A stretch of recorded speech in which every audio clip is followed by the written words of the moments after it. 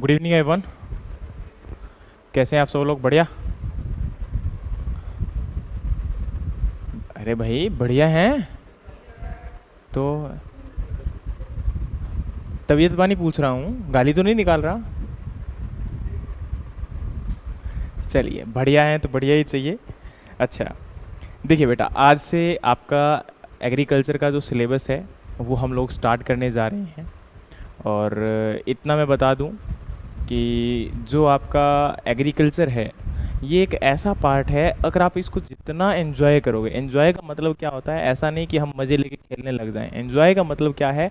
वाकई में एग्रीकल्चर के साथ इसको अगर आप अपना बना लेते हो, एग्रीकल्चर को समझ लेते हो, तो डेफिनेटली एग्रीकल्चर से आसान कोई सब्जेक्ट नहीं है। ऐसा इसलिए।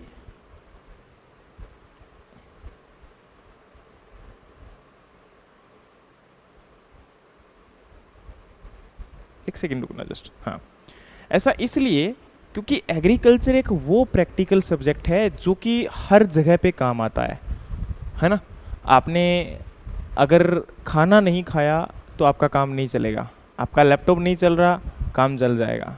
आपके पास गाड़ी नहीं है, चलेगा काम, है ना?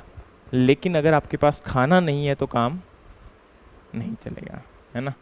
बोलोगे सर पानी, देखो पानी पे 2 दिन जिंदा रह लोगे, 4 दिन रह लोगे, उसके बाद आना पड़ेगा ना खाना तो।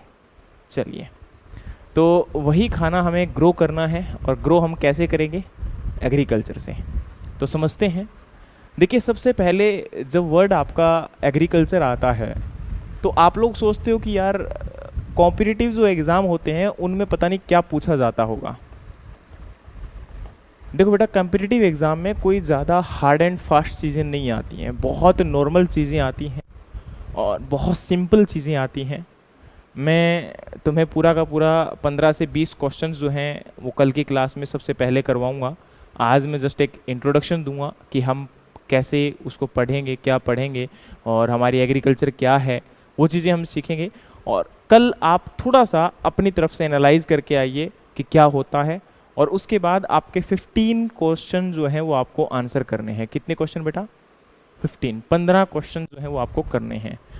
अब आपके वो 15 क्वेश्चन जो होंगे वो मैं आपको एलेबोरेट करवाऊंगा। अब देखो, यहाँ पर बातें बनाने से कोई फ़ायदा नहीं है। ये नहीं कि 15 क्वेश्चन बहुत इंपॉर्टेंट है। कहने का मतलब है कि हम हर सब्जेक्ट से एक क्वेश्चन उठाएंगे और देखेंगे कि क्वेश्चन कैसे आ सकते हैं, और बहुत इंपॉर्टेंट एग्जाम में आपको क्वेश्चन देखने को मिल जाएंगे। कई बार आपने देखा होगा, इवन दो यूपीएससी का जो एग्ज़ाम होता है उसमें भी आपका एक सिंपल सा क्वेश्चन आ जाता है, इनमें से खरीफ क्रॉप कौन सी है। अब नॉर्मली अगर हम बात करें तो सब लोग जानते हैं कि खरीफ क्रॉप के बारे में हम सब जानते हैं। अच्छा, सब लोग जानते हो आप ना खरीफ क्रॉप क्या होती है? बताइए बेटा, ऑनलाइन में ऑफलाइन में सब लोग। Do you know what is kharif crop? Yes और नो? ऑनलाइन वालों नहीं जानते खरीफ? जानते हो? चलिए, रजत, मुझे 10 आपकी खरीफ क्रॉप के एग्जाम्पल बताइए। चलिए 5 बताइए।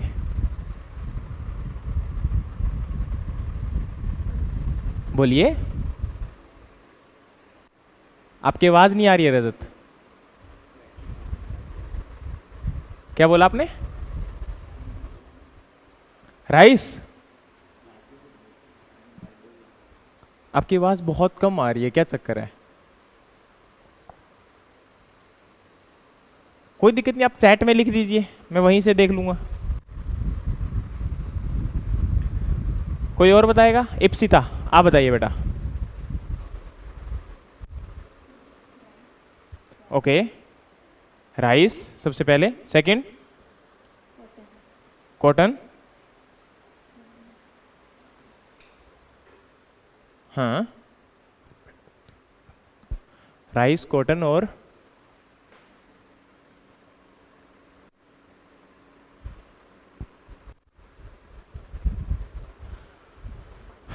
राइस, कॉटन और बोलिए बेटा।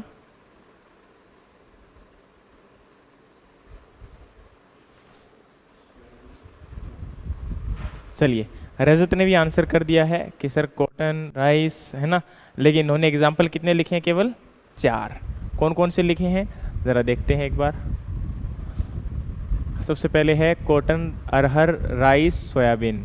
अब आप सोच के देखिए, मैंने एक सिंपल सा क्वेश्चन पूछा था, क्या पूछा कि आपकी खरीफ क्रॉप के एग्जाम्पल बताइए। ठीक है, मैंने कोई बहुत हार्ड क्वेश्चन नहीं पूछा है यहाँ पर, लेकिन इस चीज़ को एक्सेप्ट करो कि हमें आसान चीज़ें भी अभी तक बहुत कम आती हैं। इसका रीज़न बताता हूँ। इसका रीज़न ये होता है, फॉर एग्जांपल अगर हम बात करें, okay Rajat, you are in library, don't worry, just be continue.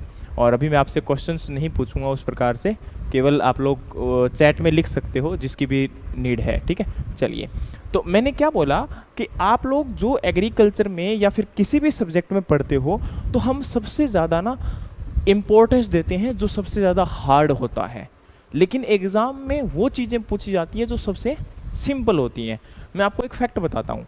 कई बार आपने सुना होगा कि पूरा पेपर नेमराज सुंदा से आ गया। ये वर्ड कई बार सुनने को मिलता है। हम कई बार हमारे फ्रेंड्स को बोलते हुए सुनते हैं कि सर पूरा पेपर जो था ना वो नेमराज सुंदा से उठकर आ गया। ऐसा इसलिए हुआ क्योंकि नेमराज सुंदा के अंदर बेसिक चीज़ें थी और बेसिक चीज़ें उन्होंने एग्ज़ाम में पूछ ली, और वही चीज़ें आपके एग्ज़ाम में आने की वजह से अब आपका जो था वो कल्याण हो गया। अब ऐसा नहीं करना है।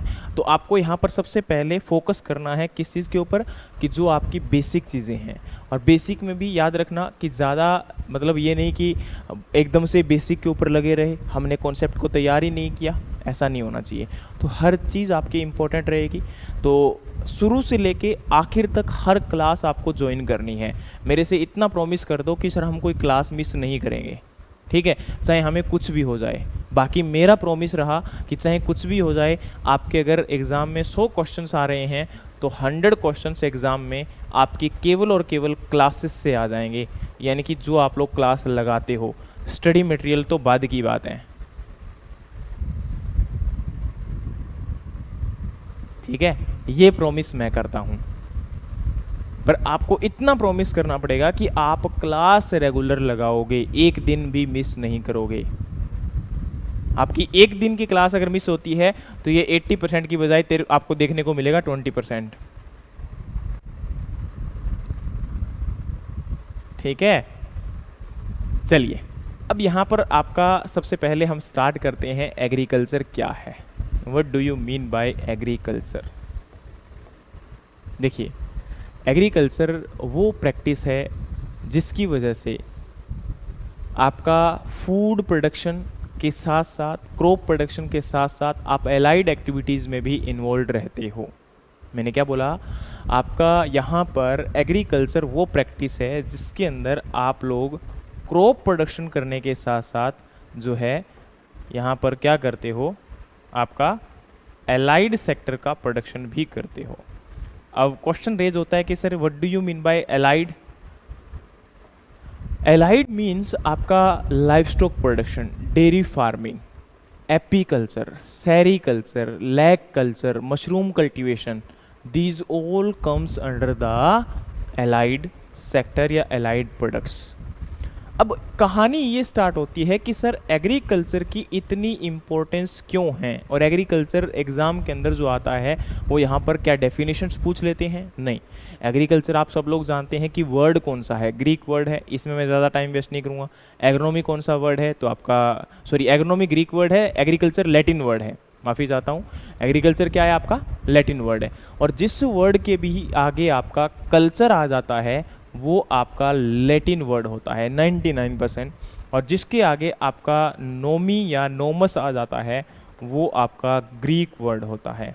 ठीक है, जो आपका ये है वो लैटिन से जाएगा और जो ये हैं वो आपके यहाँ पर ग्रीक से जाएंगे। तो वर्ड्स में ठीक है, नॉर्मल चीज़ है, आप लोग देख लेना। कई बार पूछ लेते हैं, कई बार नहीं भी पूछते हैं, तो इतना इंपॉर्टेंट भी नहीं है, लेकिन फिर भी पता होना चाहिए कि किस लैंग्वेज से ये वर्ड आपका आया है। उसके बाद आपका क्वेश्चन रेज होता है कि सर एग्रीकल्चर में जब प्रोडक्शन करते हैं तो एग्रीकल्चर में हमारा क्रॉप प्रोडक्शन किया जाता है, उसकी स्टडी को हम क्या बोलते हैं, बाकी जो आपके स्टडीज़ हैं उनको हम क्या बोलते हैं। तो यहाँ पर इस बात को समझना पड़ेगा कि जो हमारा एग्रीकल्चर है, जो हमारा एग्रीकल्चर है, इसके अंदर आपके डिफरेंट सब्जेक्ट आते हैं। याद होगा मैंने आपको लास्ट क्लास में जो है इन सभी सब्जेक्ट को डिनोमिनेट करवाया था कि agronomy, soil science, horticulture, plant pathology, plant entomology, agroclimatology जिसको आप एग्रोमेट्रोलॉजी भी बोलते हो, उसके अलावा आपका प्लांट फिजियोलॉजी है, उसके अलावा आपका एग्रीकल्चर इंजीनियरिंग है, उसके अलावा आपका डेयरी साइंस है ना। ये सारे के सारे वो सब्जेक्ट हैं जो कि हमारे एग्रीकल्चर में है, और उनमें से मैक्सिमम सब्जेक्ट आपके किसके साथ अटैच हैं? एग्रोनॉमी के साथ है। 9 सब्जेक्ट आपको बताए थे कि एग्रोनॉमी के साथ क्या हैं? अटैच हैं। तो ये आपको समझना पड़ेगा कि यहाँ पर हम इसके ऊपर फोकस करते हुए सारे सब्जेक्ट को कवर करते हुए चलेंगे, क्योंकि कई बार क्या होता है आपका एग्ज़ाम, फॉर एग्ज़ाम्पल अभी प्रेजेंट टाइम में आपका कोई भी आ जाता है ना। फॉर एग्ज़ाम्पल आप लोग जा रहे हो अपने नाबार्ड के एग्ज़ाम में, एएफओ के एग्ज़ाम में, एडीओ के एग्ज़ाम में, एमएससी के एग्ज़ाम में, कोई भी एग्ज़ाम में आप जा रहे हो, तो उस एग्ज़ाम में आपका सबसे ज़्यादा इम्पोर्टेंट पार्ट ये होता है कि क्वेश्चन जो है वो कहाँ से आया है, किस टॉपिक से आया है। अब कुछ एग्ज़ाम में जैसे आपका एडीओ का एग्ज़ाम होता है, उसमें कभी भी डेयरी साइंस या फिर आपके इंजीनियरिंग से क्वेश्चंस नहीं आते हैं, लेकिन उनमें इम्प्लीमेंट के रिलेटेड क्वेश्चन आ सकता है कि कौन सा इम्प्लीमेंट किस में यूज़ किया। तो एग्रीकल्चर इंजीनियरिंग आ गई कि नहीं आ गई? आ गई। कई बार इंटीग्रेटेड फार्मिंग से क्वेश्चन आ जाता है, तो उसमें वो डेयरी साइंस को इंक्लूड कर लेते हैं। तो बताओ क्वेश्चन वहाँ से आ गया कि नहीं आ गया? आ गया ना। तो उस चीज़ से वो क्वेश्चन आ जाता है, डायरेक्टली नहीं आता है लेकिन इनडायरेक्टली वहाँ पर कुछ ना कुछ वो लोग पूछ लेते हैं। ठीक है, तो ये नहीं कि हमें हर एग्जाम के लिए हर सब्जेक्ट को पढ़ना पड़ेगा, ऐसा नहीं है, पर बेसिक चीज़ें हमें नॉलेज होनी चाहिए कि इसका मतलब क्या होता है। डेयरी साइंस का मतलब ये होता है कि आपका एनिमल का प्रोडक्शन, आपकी किसके लिए? मिल्क प्रोडक्शन के लिए। अब एनिमल का प्रोडक्शन तो आप लोग किस में करते हो? जब आप लोग यहाँ पर अपने पिग को देखा होगा, पिग की रेयरिंग करते हैं। क्या मिल्क के लिए हम पिग की रेयरिंग करते हैं? नहीं। तो आपको ये हमेशा समझना पड़ेगा, डेयरी सेक्टर का मतलब ये है animal rearing for the milk production या मिल्क पर्पस, या रेयरिंग द मिल्चिंग ब्रीड। अब मिल्चिंग का मतलब क्या होता है? मिल्क ही होता है, दूध देने वाली पशुएं होती हैं। ठीक है, ये हमें समझना पड़ेगा। तो अब यहाँ पर इन सभी चीज़ों को 1 बाय 1 कवर करेंगे। अब आता है हमारा सबसे पहले इम्पोर्टेंट, आपकी क्या? History of agriculture. क्या आता है आपका? History of agriculture. अब आप लोग बोलोगे सर हिस्ट्री का मतलब क्या है? देखो यार, हिस्ट्री का मतलब जो हमारे इतिहास में हुआ है ना। प्लीज़ राइट डाउन मत करो, सब मिल जाएगा तुम्हारे नोट्स में अवेलेबल है ईच एंड एवरीथिंग। जस्ट सुनो, ये चीज़ें कहानी की फॉर्म में इसलिए बता रहा हूँ ताकि आपको लंबे टाइम तक याद रहे। ठीक है, जाकर केवल 15 मिनट पूरी क्लास को, जब भी आप लोगे 1 से 1.5 घंटे क्लास होगी, उसको केवल 15 से 20 मिनट रिवाइज कर लेना। मैं आपको ज़्यादा पढ़ने के लिए नहीं बोलूँगा। कर लोगे इतना काम तो सब लोग? 15 to 20 मिनट तो दे दोगे? चलिए, वही है। तो यहाँ पर हिस्ट्री ऑफ एग्रीकल्चर क्या है, इस चीज़ को समझना पड़ेगा। इसका मतलब होता है कि आप प्रीवियस ईयर्स में ऐसा क्या हुआ, ऐसा इस क्या हुआ था कि आपको याद होगा जब आदि मानव था वो बिना कपड़ों के रहता था, पेड़ों के छाल या पत्ते लपेटकर अपने आसपास, और खाना जो खाता था वो जानवरों को मारकर शिकार करके खाता था। याद आ गया आपको? हंटिंग करता था। तो अब उसने हंटिंग करना स्टार्ट किया। तो सबसे पहले हमारा आता है यहाँ पर क्या? Hunting and gathering. अब गैदरिंग का मतलब क्या होता है कि जो भी उसने शिकार किया उसको वो पकड़ के रख लेता था, स्टोर करके रख लेता था। समझ में आ गया? Hunting and gathering. उसके बाद आपका क्या हुआ कि आपने सुना होगा कि ज़माना आपका, उसके बाद देखें तो पास्चर डेवलपमेंट के साथ स्टार्ट होता है। किसके साथ? Pasture development. क्योंकि ह्यूमन ने क्या किया, आपके डॉग को रेयर करना स्टार्ट किया, फिर हॉर्स को रेयर करना स्टार्ट किया, शिप को रेयर करना स्टार्ट किया, एनिमल्स को रेयर करना स्टार्ट किया, क्योंकि उसको ये पता लग गया था कि इस एनिमल का ये काम होता है। सबसे पहले उसने डॉग को रेयर किया था। डॉग को किस लिए रेयर किया? क्योंकि डॉग के अंदर एक कैपेबिलिटी होती है, वो दूर से फाइंड आउट कर लेता है कि कोई चीज़ आ रही है। समझ में आया मैंने क्या बोला? तो इसलिए उसने सबसे पहले उसको किया था। तो इससे कोई मैटर नहीं करता, आपको याद नहीं रखना कि कौन पहले किया कौन बाद में किया, बस आपको इतना पता होना चाहिए कि आपका हंटिंग और गैदरिंग के बाद क्या हुआ था? पास्चर डेवलपमेंट हुआ था। क्या हुआ था? Pasture development. क्योंकि ये कई बार सीक्वेंस पूछा गया है, ये सीक्वेंस जो है वो कई एग्जाम में पूछा गया है कि किसके बाद क्या हुआ था। और ये होता क्या है? इजी है, लेकिन हम लोग क्या करते हैं, इजी के चक्कर में ये भूल जाते हैं। बस बात इतनी है, और कोई दिक्कत नहीं होती। ये हमें बाद में भी याद आ जाता है, पहले भी याद आ जाता है, लेकिन एक्चुअल में होता क्या है, जितना इजी है उतना ही एग्जाम के टाइम पर माइंड से स्किप हो जाता है और भूल जाते हैं। तो आपका क्या हुआ? हंटिंग और गैदरिंग के बाद पास्चर डेवलपमेंट, क्योंकि उसने एनिमल को रेयरिंग किया, और एनिमल को खाने के लिए क्या चाहिए? फोल्डर। और फोल्डर कहाँ से लेके आएगा? पहले फोल्डर तो होता नहीं था भाई, फोल्डर की स्पेशल कल्टीवेशन नहीं होती थी, वो तो बाद में साइंटिफिक जब आया तब स्टार्ट हुआ। क्योंकि हमने आपका एनिमल का प्रोडक्शन की अगर हम बात करें तो हमारा 1970 के अंदर जब ऑपरेशन फ्लड आया था उसके बाद वाइट रेवोल्यूशन आया है, उससे पहले तो हमें पता ही नहीं था। हमारे जो एंसेस्टर्स हैं वो सब लोग एनिमल की रेयरिंग करते थे, लेकिन किसके लिए? अपने खुद के लिए। लेकिन बाद में रियलाइज हुआ कि हम वर्ल्ड में मिल्क को एक्सपोर्ट भी कर सकते हैं, उससे अर्निंग भी कर सकते हैं, तब जाकर ये स्टार्ट हुआ। आज भी गांव में बहुत सारे लोग एनिमल इसलिए रेयर करते हैं because they want to complete the need of their family. समझ में आया? That's why they are rearing the animal. So इस चीज को आपको समझना पड़ेगा। अब नेक्स्ट फंडा यहां पर क्या है? पास्चर डेवलपमेंट के बाद आपका अगला फैक्ट क्या आता है? अगला फैक्ट आपको आता है यहां पर क्या भाई? Crop production. अब सोच के देखिए, आपकी सबसे बेसिक चीज़ पूछ रहा हूँ लेकिन उसमें भी आप लोग इतना कर रहे हो। बहुत स्लो चल रहा हूँ, बहुत स्लो है ये, इससे स्लो राम का नाम होगा, ठीक है। लेकिन अब यहाँ पर ये भी आप लोग कितना वो कर रहे हो। क्रॉप प्रोडक्शन के बाद आपका आता है बेटा ट्रेडिंग। देखो अब हुआ क्या था, आपको याद होगा हिस्ट्री में हमने बोला हंटिंग और गैदरिंग करते थे, ठीक है। अब ज़माना कहाँ से कहाँ बदला ज़रा देख लो। पहले भी बिना कपड़ों के रहते थे, आज भी कपड़े होते हुए पहले उनको फाड़ के रखते हैं हम, है ना। तो बात तो देखो, फ़र्क तो कोई है नहीं, वहीं पे आ गए हैं जहाँ पे स्टार्टिंग हुई थी। तो कहते हैं ना, इंसान का अंत तो स्टार्ट हो गया है, ठीक है। वो इसलिए हो गया है क्योंकि हम जहाँ थे वहीं वापस आ रहे हैं, ठीक है। चलिए, तो यहाँ पर क्या हुआ? पास्चर डेवलपमेंट यानी कि एनिमल रेयरिंग, उसके बाद आपका क्रॉप प्रोडक्शन। और क्रॉप प्रोडक्शन कैसे स्टार्ट होता है इस चीज़ को देखिए।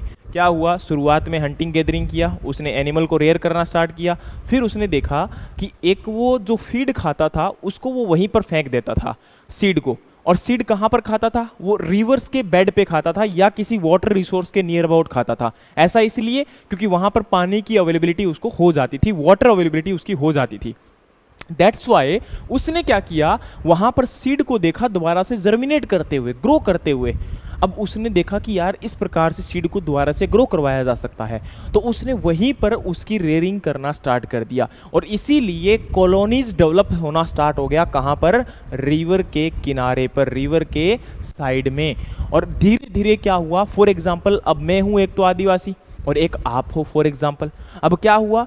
मैंने राइस का प्रोडक्शन ज़्यादा कर लिया। मेरे पास राइस का प्रोडक्शन है कितना? 10 क्विंटल। मेरे फैमिली कंजप्शन है कितनी? 8 क्विंटल। 2 क्विंटल मेरे पास क्या है? एक्स्ट्रा सरप्लस है या नहीं है? और दूसरा, आपने क्या किया? व्हीट प्रोडक्शन किया, कितना? 10 क्विंटल। आपकी फैमिली की नीड है 6 क्विंटल, 4 क्विंटल आपके पास क्या है?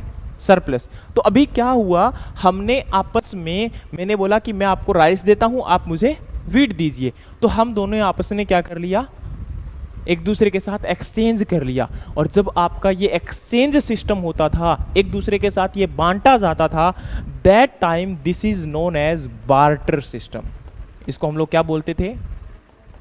बार्टर सिस्टम, ठीक है। यही हमारा सबसे पहला टाइप था ट्रेडिंग का, जब व्यापार आपको लोग बोलते हो। देखो, आप लोगों ने 2 शब्द सुने होंगे, एक वर्ड बोलते हैं ट्रेड और एक बोलते हैं कॉमर्स। ये वर्ड कभी सुने आपने? भाई नॉर्मली सुना होगा ना, e commerce website, Flipkart, Amazon, Snapdeal, Myntra, है या नहीं है? ये सारी की सारी क्या है? ई कॉमर्स वेबसाइट है। लेकिन बोलोगे sir what is the trading and what is the commerce, difference क्या है दोनों में? देखो, ट्रेडिंग का मतलब होता है, for example I am selling this pen and you are here purchaser, ठीक है। प्रेजेंट टाइम आपने क्या किया? पैसे दिए, मैंने आपको पेन दिया, this is known as trading. Second thing, अभी आपने क्या किया? मुझे फ़ोन किया, मुझे फ़ोन करके बोला कि सर मुझे आपका कोर्स परचेज करना है। क्या करना है? आपका कोर्स परचेज करना है। अब आपने क्या किया? मुझसे जैसे ही कोर्स परचेज किया, मैंने आपको एक मैसेज भेजा कि आप इस पर पेमेंट करिए, मैं आपको कोर्स एक्सेस दे देता हूँ, ठीक है। उसके बाद आपने क्या देखा कि आपका कोर्स एक्सेस हो चुका है, लेकिन आपको अब हार्ड मटेरियल, स्टडी मटेरियल की भी रिक्वायरमेंट है क्योंकि आपकी बुक यहीं से जाएंगी।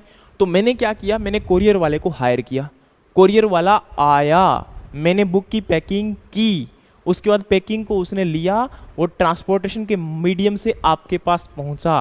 तो ये सारी activity from packing to till delivery on your doorstep. These all activities will include under the commerce.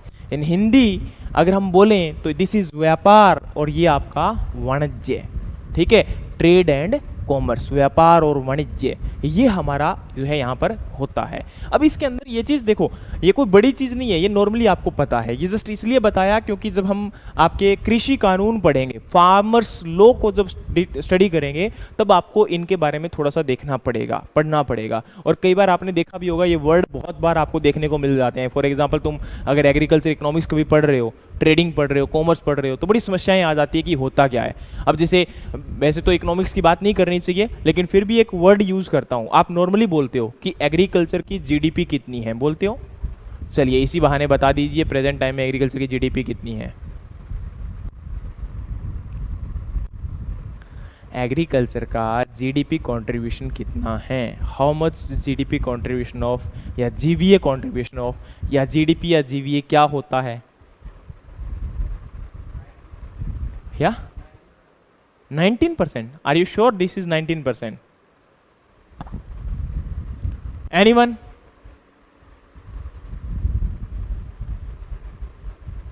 चलिए आप सब लोग एक काम करिए, 5 क्वेश्चन लिखिए, 5 के आंसर मुझे कल आपसे चाहिए।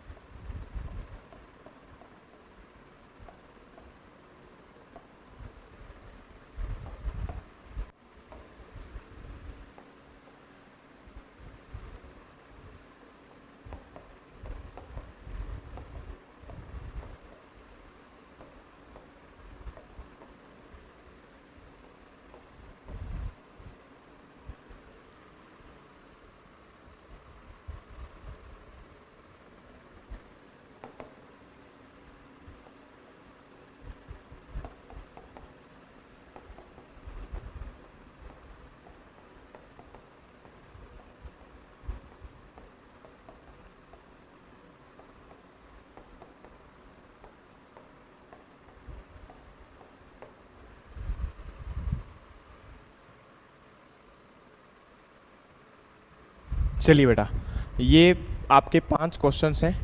उम्मीद करता हूँ कि कल आपके 5 क्वेश्चंस के आप आंसर आराम से लेकर आओगे। कर लोगे इतना काम? छोटा सा काम है। चलिए सबसे पहले कल आते ही इन्हीं 5 क्वेश्चन को हम क्या करेंगे, डिस्कस करेंगे, उसके बाद में आगे बढ़ेंगे, ठीक है।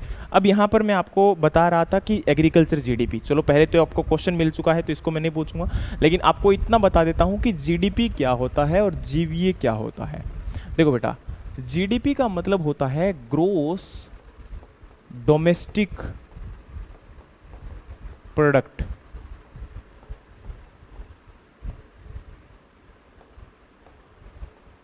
ग्रोस वैल्यू एडेड, ये इनकी फुल फॉर्म है। ये एक्चुअल में है क्या, ये देखना पड़ेगा कि डोमेस्टिक प्रोडक्ट का मतलब क्या है। देखो, ग्रोस का मतलब होता है अनुमानित, है ना, अप्रोक्सीमेटली। डोमेस्टिक का मतलब क्या होता है, हमारे इंडिया की बात हो रही है। डोमेस्टिक का मतलब क्या है आपका, इंडिया की बात हो रही है। और प्रोडक्ट मतलब प्रोडक्ट। अब आपको यहां पर समझना पड़ेगा, for example this is India, ये आपका क्या है, India, and this is Australia, ये क्या है आपका, ऑस्ट्रेलिया। अब यहां पर क्या है, एक टोटल 10 कंपनीज हैं। कितनी है, 10 कंपनी, 8 इंडियन हैं और 2 जो हैं वो ऑस्ट्रेलिया की हैं, ठीक है। यहां पर क्या है, एक कंपनी इंडियन है, समझ में आ गया। फॉर एग्जाम्पल इन्होंने जो है 80 रुपये अर्न किए, इस कंपनी ने 20 रुपीज अर्न किए, इस कंपनी ने 10 रुपीज अर्न किए, क्या होगा? यहां पर ये कंपनी अपने घर वापस लेकर जाएगी, यस और नो? भाई लेकर जाएगी कि नहीं लेकर जाएगी? फॉर एग्जाम्पल तुम फॉरेन गए हो, तो फॉरेन जाकर अगर पैसा कमाओगे तो वो कहाँ लेकर आओगे? इंडिया में वापस लेकर आओगे ना। तो डेफिनेटली वही बात यहाँ पे है, ये पैसा क्या होगा? ऑस्ट्रेलिया में चला जाएगा, और यहाँ से 10 रुपये कहाँ होंगे? इंडिया में आ जाएंगे। तो इंडिया की टोटल इनकम कितनी हुई? 80 प्लस ये हमारा क्या होता है? Gross domestic product. मतलब आपके इंडिया के बाहर भी अगर कोई कंपनी है, उसको एक्सक्लूड करने के बाद जो आपका ओवरऑल प्रोडक्ट बचता है वो हमारा यहाँ पर क्या होता है? ग्रोस डोमेस्टिक प्रोडक्ट होता है। समझ में आ गया? दूसरा आपका यहाँ पर है gross value added. For example तुम लोग क्या कर रहे हो? राइस को प्रोडक्शन किया, राइस को प्रोसेस करके आपने क्या कर लिया? राइस फ्लोर प्रोड्यूस कर लिया, आटा बना लिया। समझ में आ गया? और अभी आपने क्या किया कि ये जो राइस फ्लोर है आपने इसको सेल किया कितने में? 50 रुपीज में। राइस का प्राइस क्या था? 30 रुपीज। तो आपने 20 रुपीज का क्या कर दिया? वैल्यू एडिशन कर दिया। और जो आपका लास्ट प्राइस वैल्यू एडिशन करने के बाद होता है, उन सभी प्राइसेस को आपके देश के अंदर जोड़ के और जो निकलता है उसको हम लोग क्या बोलते हैं? Gross value added. समझ में आ गया? तो वही आपका जीवीए जो है उसको आइडेंटिफाई किया जाता है। ठीक है। और सॉरी, इसके अंदर मैं एक चीज़ गलत बोल गया, माफ़ी चाहता हूँ। जीडीपी था जो इस देश में प्रोडक्शन हुआ था, कितना हुआ था? 100। लेकिन अब आ गया आपका जीएनपी। जीएनपी जो है वो कितना आएगा? 90। जीडीपी जो था वो कितना था? 100। जितना भी इस देश में प्रोडक्शन हुआ था, चाहे बाहर की कंपनी थी चाहे इंडिया की कंपनी थी। लेकिन जीएनपी क्या होगा? Gross national product. समझ में आ गया मैंने क्या बोला? Gross national product. तो ये हमारा क्या होता है? ये आपका यहां पर 90 आएगा। लेकिन इंडिया के अंदर जो टोटल प्रोडक्शन हुआ वो कितना आ गया? 100। समझ में आ गया? तो ये हम लोग जब पढ़ते हैं, आपकी इकोनॉमिक्स में बेटर आपको समझ में आएगा जब टीचर्स आपको पढ़ाएंगे। लेकिन अभी आपको जो है ये चीज़ समझ में आ गई होगी। ठीक है। अब यहाँ जो बात हम कर रहे थे कि एग्रीकल्चर का जीडीपी या जीवीए कंट्रीब्यूशन था, अगर हम 1950 की बात करते हैं तो 50% कंट्रीब्यूशन था। कितना था? 50% कंट्रीब्यूशन था। लेकिन अभी ये रिड्यूस होकर आपका अप्रोक्सीमेटली 17 से 20 के बीच में आ गया है। एग्जैक्ट मैं बताऊंगा नहीं, वरना आप लोग आंसर यही निकाल लोगे। तो ये कितना आ गया आपका? 17 से 20 के बीच आ गया है। तो ये आपका कभी 50% था। तो क्या इसका मतलब पहले हम लोग 100 रुपये अर्न करते थे, अभी हम लोग कितना अर्न कर रहे हैं? अप्रोक्सीमेटली जो है 30 रुपये अर्न कर रहे हैं। क्या सही बात है ये? नहीं, रुपए इंक्रीज हुए हैं। लेकिन फॉर एग्जाम्पल हम बात करते हैं, बिटकॉइन का नाम सुना है?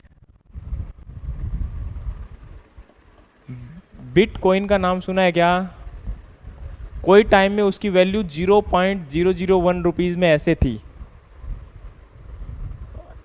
कोई टाइम में 1 रुपये भी आया था। ये आया था कि नहीं आया था?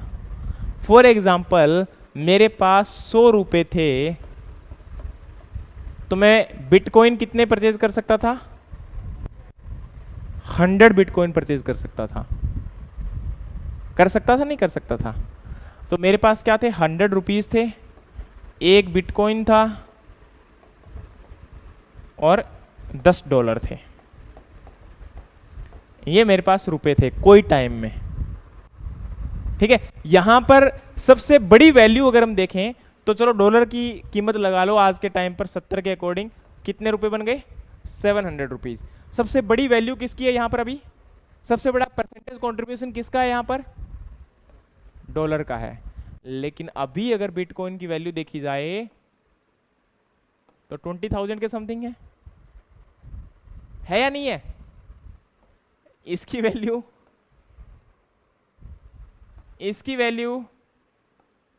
700 800 यही है। तो सबसे बड़ा परसेंटेज कंट्रीब्यूशन किसका हो गया? इसका हो गया। वही हालात है, सर्विस सेक्टर में लोग कम हैं लेकिन सर्विस से जो इनकम हो रही है वो काफ़ी ज़्यादा है, जो कि ओवरऑल इनकम के कंट्रीब्यूशन में काफ़ी ज़्यादा कंट्रीब्यूशन कर रही है। समझ में आ रहा है? इसलिए हमेशा याद रखना, एग्रीकल्चर का प्रोडक्शन तो इंक्रीज हुआ है। पहले हम एग्रीकल्चर से 100 रुपये अर्न करते थे, अभी हम 1000 रुपये अर्न करते हैं, लेकिन सेम लाइक यहाँ पर जैसे हुआ वैसे ही कंट्रीब्यूशन उसका क्या हो गया बेटा, डिक्रीज हो गया ओवरऑल के कंपैरिजन में। लेकिन पॉपुलेशन जो एंगेज्ड है वो आज भी कितनी है, अप्रोक्सीमेटली 50%, 49% समथिंग है, लेकिन अप्रोक्सीमेटली हम उसको कितना बोलेंगे बेटा, 50%। समझ में आ रहा है? तो इसको हमें इम्प्रूव करने की रिक्वायरमेंट है। याद है आपको जो गवर्नमेंट ने 3 एग्रीकल्चर लॉज लेकर आए थे, याद आया कि नहीं आया? 3 एग्रीकल्चर लॉज जो थे वो हमें प्रमोट कर रहे थे, एक तो किसको, आपका कॉन्ट्रैक्ट फार्मिंग को, ठीक है। एक प्रमोट कर रहे थे किसको, आपका जो यहाँ पर प्रोडक्ट है वो मार्केट से बाहर बेचने के लिए, ठीक है। तो उन दोनों को ही प्रमोट किया गया था, साथ में एसेंशियल कॉमोडिटी से उनको बाहर निकाल दिया गया था, जो इंपॉर्टेंट एसेंशियल कॉमोडिटीज थी, ठीक है। किसी कारण से वापस हुआ, क्यों वापस हुआ, क्या था, वो हम डिस्कस करेंगे, लेकिन अभी नहीं, इसको जब आपका आगे हम करंट अफेयर का पार्ट करेंगे तब करेंगे। लेकिन आपको मैं इतना बता देता हूं कि उसमें हम लोगों ने या फिर गवर्नमेंट ने आपका कॉन्ट्रैक्ट फार्मिंग को प्रमोट करने की कोशिश की थी, जिससे फार्मर की इनकम इंक्रीज हो सके। उसमें बहुत सारी लिमिटेशंस भी हैं और बहुत सारे फ़ायदे भी हैं, बहुत सारे बेनिफिट भी हैं। इसीलिए इनको अच्छे से प्रॉपर वे के साथ आराम से डिस्कस किया जाएगा, ताकि आपका कोई भी डाउट होगा तो उसमें ना छूटे, ठीक है। क्योंकि आजकल इंटरव्यू में ऐसे क्वेश्चन पूछ सकते हैं कि आपका कृषि कानून आए थे लेकिन वापस क्यों लिए गए, क्या रीज़न रहा आपका, बताइए ज़रा। एग्ज़ाम में तो शायद क्वेश्चन नहीं आएगा, लेकिन इंटरव्यू में ये क्वेश्चन आपका पूछ सकते हैं। आपका रिव्यू क्या है उसके अकॉर्डिंग, तो उस टाइम आप लोग बम्बल ना करो, उसके लिए हम लोग क्या करेंगे, उसका एग्जैक्ट आंसर आपको प्रोवाइड करवा देंगे, ठीक है। चलिए, अभी क्या हुआ कि हमारे एग्रीकल्चर के प्रोडक्शन में आपका 1947 के बाद इंक्रीज होना था, लेकिन नहीं हो पाया। और याद होगा 1950 1956 तब तक हम लोग यूएसए से वीट को इंपोर्ट करते थे। क्या करते थे, वीट को इंपोर्ट करते थे। और यूएसए लगातार डेफिनेटली जब भी कोई कंट्री किसी दूसरी कंट्री को कुछ देता है तो वो बोलता है कि आप हमारे अंडर काम करो, ये चीज़ करो, वो करो, तो हमें बहुत सारे काम अंडर प्रेशर करने पड़ते थे। और अभी क्या हुआ कि इंडिया ने सोचा कि प्रोडक्शन को इंक्रीज करना चाहिए, और इंडिया के साथ साथ वर्ल्ड में भी एक रेवोल्यूशन आने की कोशिश कर रही थी। और उस रेवोल्यूशन का नाम क्या था आपका, ग्रीन रेवोल्यूशन। क्या नाम था आपका, ग्रीन रेवोल्यूशन। लेकिन ग्रीन रेवोल्यूशन तो आपका आया था 1960 के बाद, यस और नो। लेकिन इससे पहले 1943 के अंदर जब आपका सेकेंड वर्ल्ड वॉर चल रहा था, तो हमारे इंडिया के अंदर एक मेजर प्रॉब्लम देखने को मिली थी, जिसको हम लोगों ने नाम दिया था बंगाल फेमाइन। बंगाल फेमाइन से पहले भी एक फेमाइन का नाम था, जो कि आपका नाम से जाना जाता है आयरिश फेमाइन। याद आ गया। बंगाल फेमाइन का जो रीजन था, उस डिजीज का नाम क्या कोई बता सकता है मुझे, ब्लास्ट ऑफ राइस, क्या, वेरी गुड, अमन ने यहां पर आंसर दिया, यहां पर इन्होंने भी दिया कि sir brown spot of rice, brown spot of rice. ये एक क्या है आपका, फंगल डिजीज है। और फंगस का नाम क्या है आपका,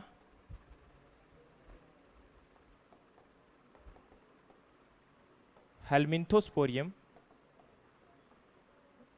ओराइजे। अब यहां पर जैसे ये कंफ्यूज हुए थे, वैसे ही मोस्टली स्टूडेंट कंफ्यूज होते हैं किसके साथ, आपका ब्लास्ट ऑफ राइस के साथ। देखिए, ब्लास्ट ऑफ राइस एक अलग डिजीज है, और उसका जो कॉजल ऑर्गेनिज्म है वो क्या है आपका, पायरिकुलेरिया ओराइजे। बहुत बढ़िया, ठीक है, पायरिकुलेरिया ओराइजे। तो दोनों में कंफ्यूज नहीं होना है, ठीक है। और इसके साथ आपका एक डिजीज और सुना होगा, क्या, बैक्टीरियल ब्लाइट ऑफ राइस। किस नाम से जाना जाता है आपका, जेंथोमोनाज ओराइजे। ज़ैथ्रोमोनाज, ओराइजे, पीवी, ओराइजे, ये आपके जो है मेजर डिजीज। ऐसे तो और भी हैं, बैकने डिजीज ऑफ राइस, है ना, है या नहीं है, तो उनको भी याद कर लेंगे। लेकिन ये आपके वो डिजीज हैं जो कि आपके हिस्ट्री में इंपॉर्टेंट है, और इसीलिए ये डिजीज आपके एग्जाम में बार बार क्या होते हैं, पूछे जाते हैं आपसे, इनके कॉजल ऑरिजिन आपसे पूछे जाते हैं। और आयरिश फेमाइन आपका किसकी वजह से हुआ था? पोटैटो में एक डिजीज आया था, नाम क्या था?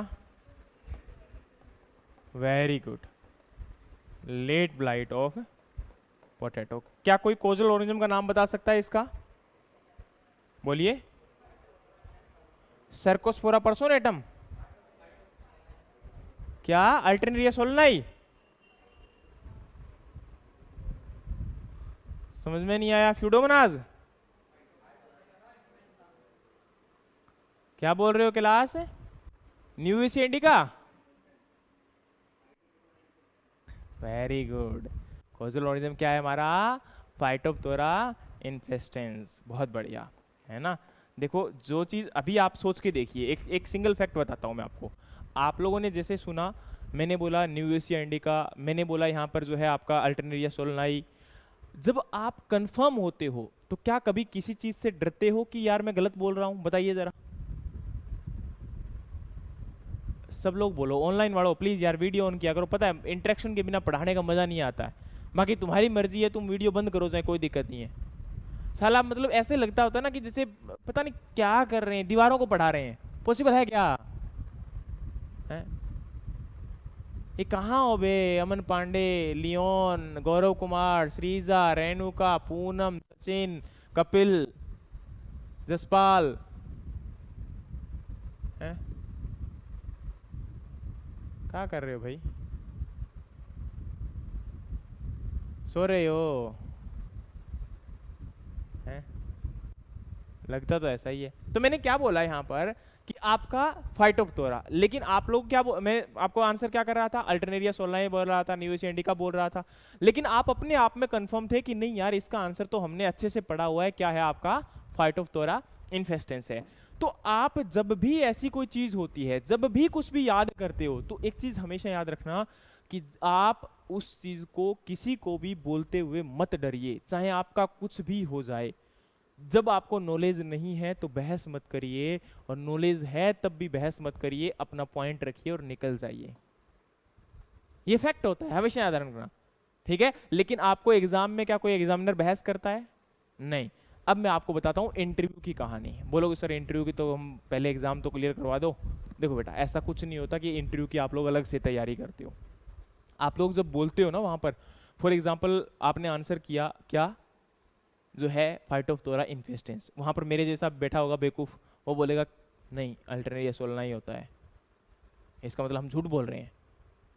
आप लोग जैसे ही बोलोगे ना नहीं सर फाइटोप्थोरा इन्फेस्टेंस होता है, इसका मतलब वो क्या बोलेंगे आपको कि आप लोग क्या हम झूठ बोल रहे हैं। अब तुम बोलोगे यार इसको बोल दिया तो भी मर गया, नहीं बोला तो भी मर गया। क्यों? क्योंकि तुम्हें लगता है कि ये मेरे नंबर काट लेगा। लेकिन देखिए आप सिंपल वे में, एक बेटर वे में उनको आंसर कर सकते हो कि सर जो मैंने अभी तक, जहाँ तक हमने पढ़ा है, जो हमें पढ़ाया गया, फाइटोप्थोरा इन्फेस्टेंस पढ़ाया गया था, ठीक है। बाकी अगर आप कह रहे हैं तो मैं इस चीज़ को कंफर्म करूँगा, लेकिन सर मेरे अकॉर्डिंग अल्टरनेरिया सोलनाई एक गलत आंसर है। देखो आपने अपनी बात भी रख दी कि भाई तू गलत है, चेक कर ले जाके, ठीक है। और दूसरी आपने क्या किया, इसके अंदर लड़ाई भी नहीं की, दोनों फैक्ट आपके हो गए। लेकिन समझने वाली चीज़ क्या थी, वो ये कि आपने अपना पॉइंट रखा एक बेटर वे के साथ। Got the point? डन। चलिए, तो यहां पर क्या है कि आपका आंसर क्या हो गया? Phytophthora infestans. समझ में आया? चलिए अब आते हैं आपके नेक्स्ट पॉइंट के ऊपर। तो हमने क्या बोला कि भाई बहुत सारे डिजीज आए, बहुत सारी प्रॉब्लम्स आई, आखिर में करते करते प्रोडक्शन काफ़ी डिक्रीज होने लगा, इंडिया की हालात वैसे भी ख़राब थी। लेकिन 1960 के बाद एक रेवोल्यूशन आना स्टार्ट हुआ, बहुत सारे लोगों ने बहुत सारे काम करने स्टार्ट किए, और वो रेवोल्यूशन का नाम यहां पर दिया गया क्या?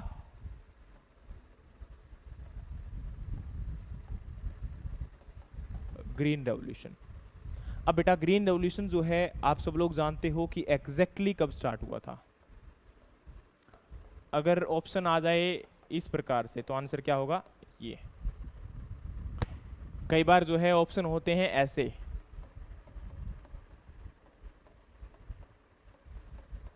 तो आंसर क्या चूज करोगे आप? ऐसे, ठीक है। आंसर कभी भी आप लोग ये या ये चूज नहीं करोगे, ठीक है। तो आंसर आपका क्या होगा? 1966। What do you mean by green revolution? Green revolution एक वो क्रांति है, एक वो रेवोल्यूशन है जिसकी वजह से इंडिया के अंदर फूड ग्रेन प्रोडक्शन इंक्रीज हुआ। आज प्रेजेंट टाइम में इंडिया की रैंक वर्ल्ड में वीट और राइस प्रोडक्शन में सेकेंड नंबर पे है after the China. Present time में अगर हम बात करते हैं तो बहुत सारी इंप्रूव्ड वेराइटीज हमारे इंडिया में लॉन्च हुई है और उनका बेनिफिट भी हमें जो है देखने को मिला है। यस और नो? चलिए, अब हुआ क्या था कि ग्रीन रेवोल्यूशन कैसे आया? एक्चुअल में एक डॉक्टर थे, डॉक्टर का नाम था आपका एनी बोरलॉन्ग। अब ये डॉक्टर मीन्स ऐसे डॉक्टर नहीं थे, ये आपके एग्रीकल्चर डॉक्टर थे, है ना, साइंटिस्ट थे एग्रीकल्चर के। ये गए कहां पर? जापान। कहां गए? जापान।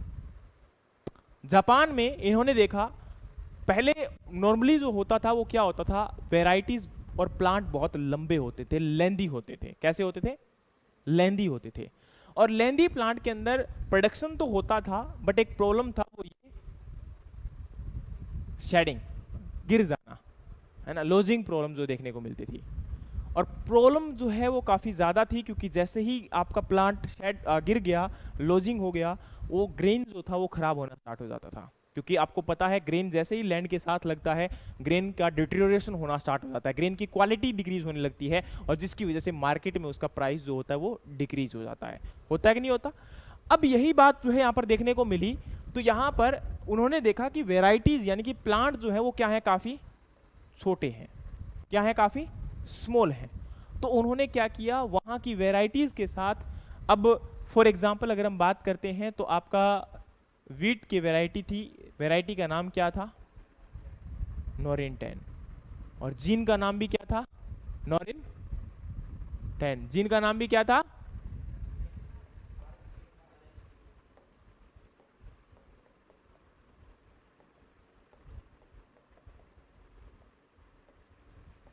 देखिए, आपकी इंफॉर्मेशन के लिए बता दूं कि जीन का नाम हमेशा RH1, RH2 है।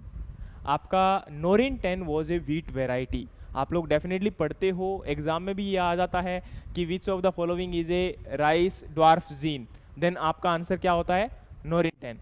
लेकिन आपकी कंफर्मेशन के लिए बता दूं कि कभी भी ये जीन नहीं होता, ये वो वेराइटी है जिससे ये जीन जो थे वो लिए गए थे पहली बार। और यहाँ पर अगर हम बात करें तो राइस के अंदर आपका जो जीन होता है वो कौन सा होता है?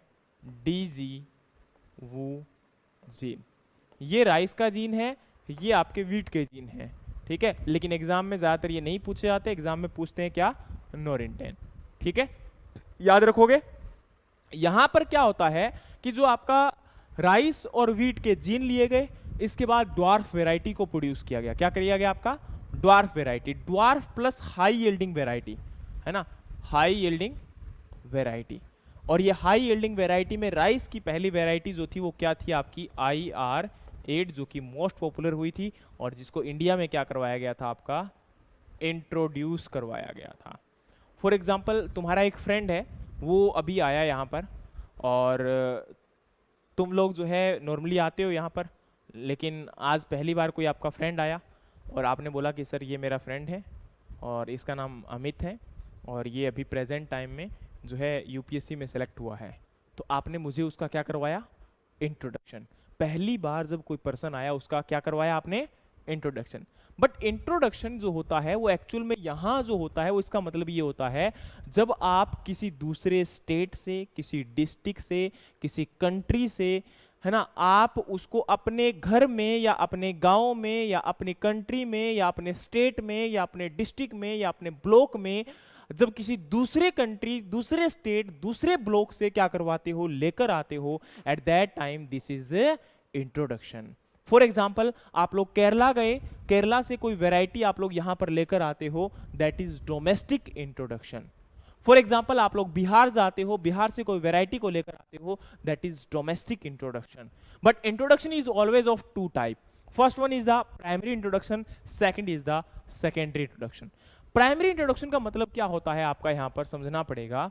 जो प्राइमरी इंट्रोडक्शन है, for example you are going to the Australia, Australia में आपने एक वेराइटी को देखा, वेराइटी का नाम है A, वैरायटी का नाम क्या है आपका ए।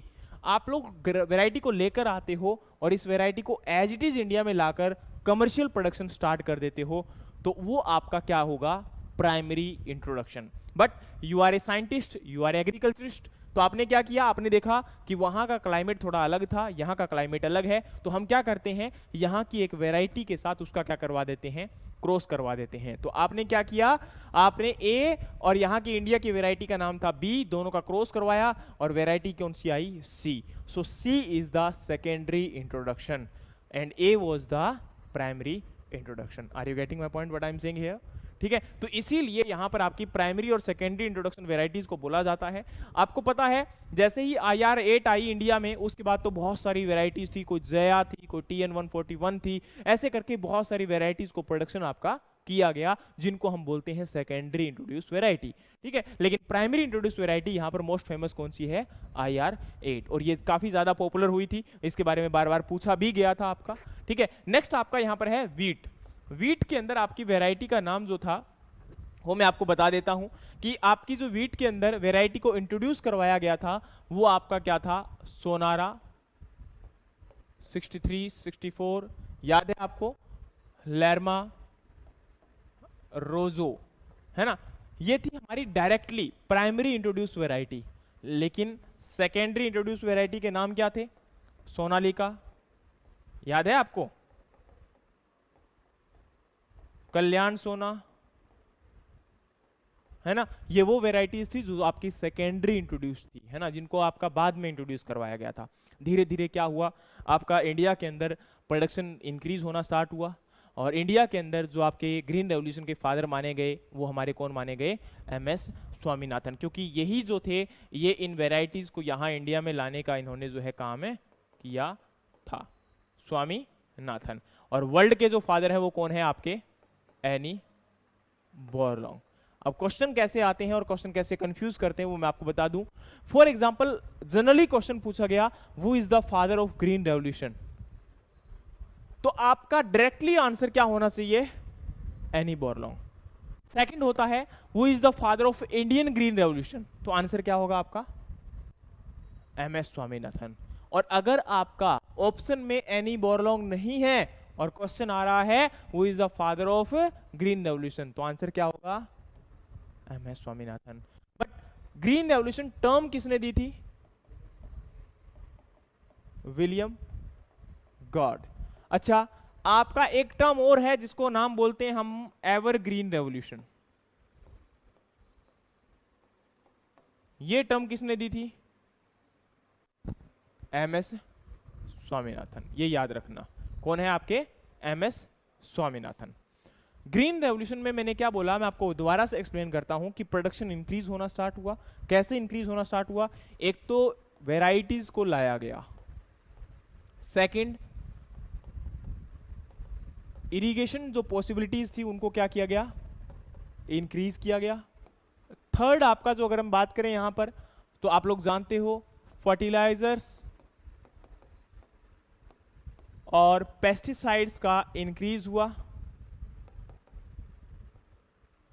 और उसके बाद अगर हम बात करें तो मैकेनाइजेशन भी जो था वो क्या हुआ, इंप्रूव हुआ, और इन सभी की वजह से हमारा एग्रीकल्चर का जो प्रोडक्शन था वो क्या हुआ, इंक्रीज हुआ। सबसे बड़ा जो मेजर इंपैक्ट देखा गया वो आपका वीट के ऊपर देखा गया, अगर एक सिंगल क्रॉप पूछते हैं आपसे, लेकिन अगर दो पूछ लेते हैं तो वीट और राइस। और वैसे जो इंपैक्ट इसका देखा गया था वो केवल और केवल हमारे नॉर्थ इंडिया में देखा गया था, साउथ इंडिया में और नॉर्थ ईस्ट इंडिया में इसका कोई भी इंपैक्ट जो है वो इतना बड़ा नहीं हुआ था। डेफिनेटली हुआ था लेकिन उसका कोई इतना बड़ा वहां पर नहीं हुआ था, स्पेसिफिकली हमारे नॉर्थ ईस्ट इंडिया में तो बिल्कुल नहीं हुआ था।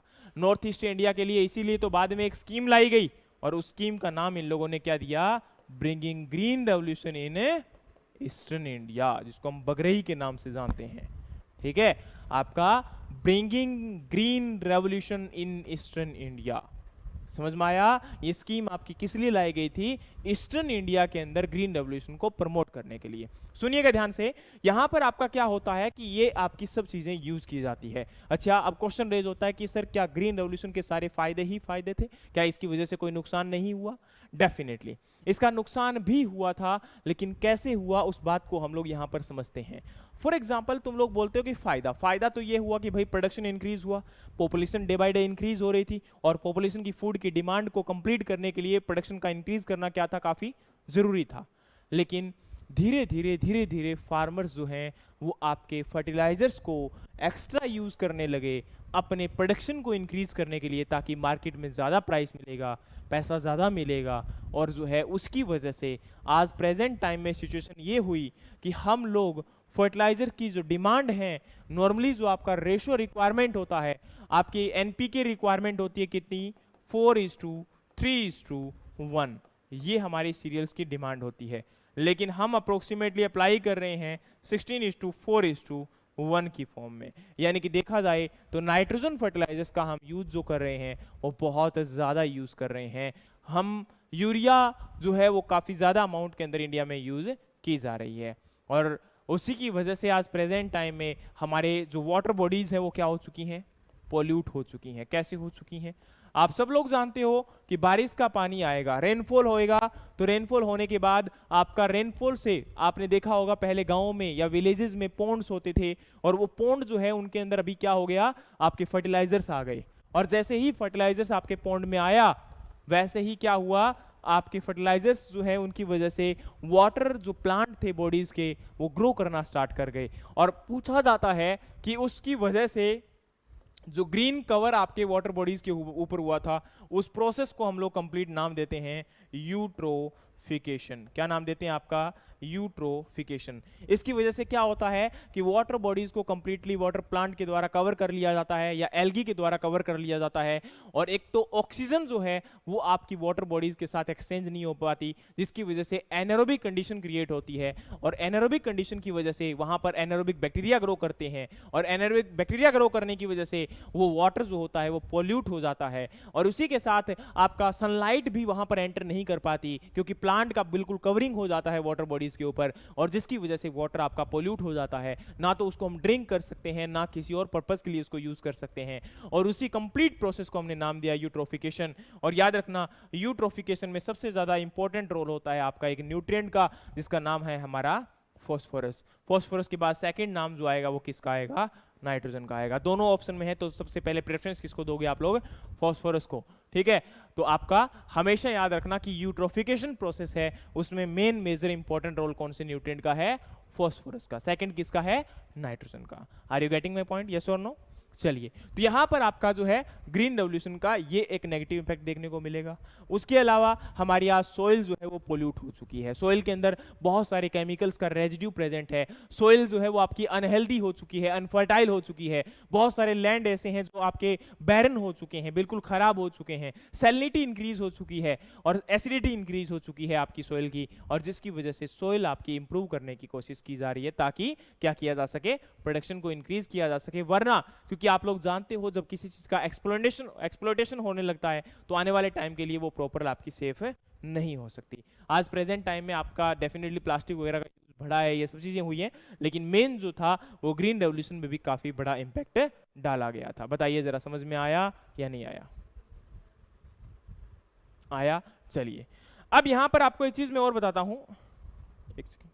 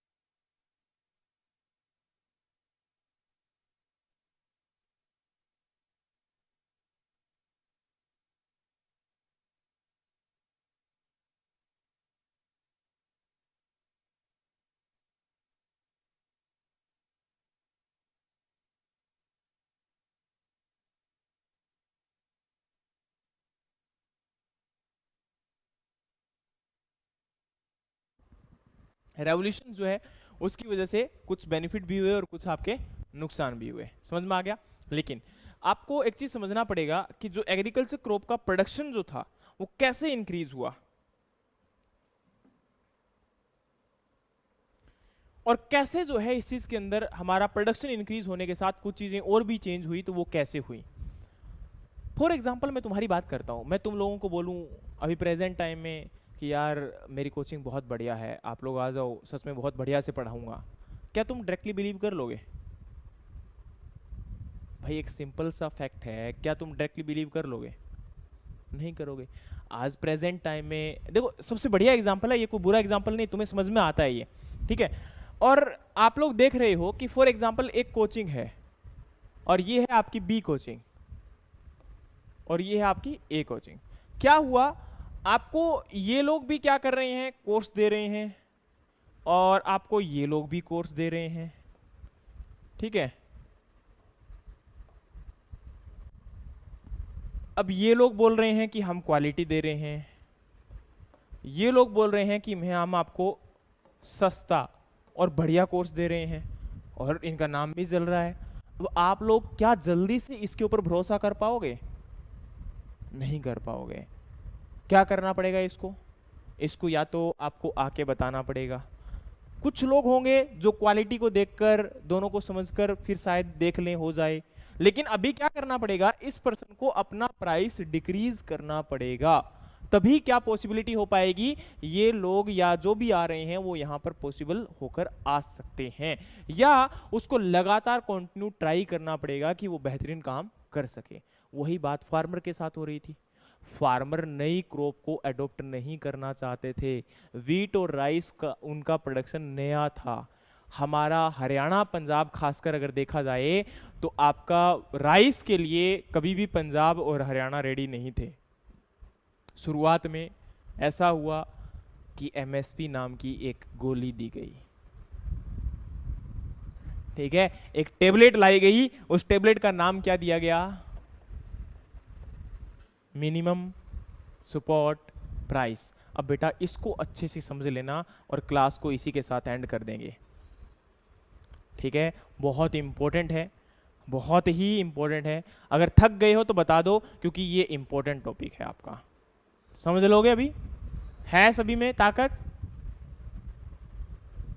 चलिए, बड़े मजबूत आदमी हो आप सब लोग। देखिए होता क्या है, एमएसपी को समझने से पहले एक चीज को और समझना पड़ेगा।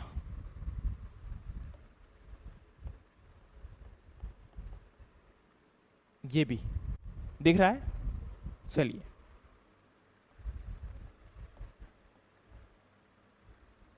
ये थी गवर्नमेंट ऑफ इंडिया,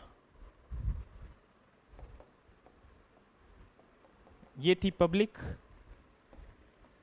ये थी फार्मर।